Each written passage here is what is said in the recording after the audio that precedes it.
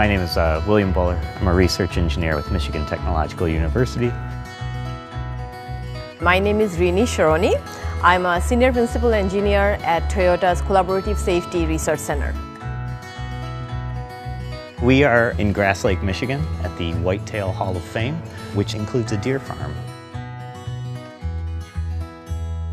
We are working with Michigan Tech Research Institute, and they are very strong knowledge about radar systems. What we're trying to understand is how these different sensors see animals, in particular deer.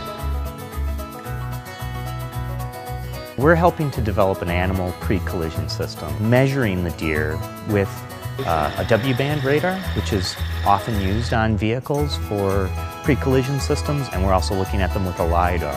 I think part of what the Collaborative Safety Research Center is doing is trying to reduce the number of people who lose lives and the number of people who are injured. Radar live?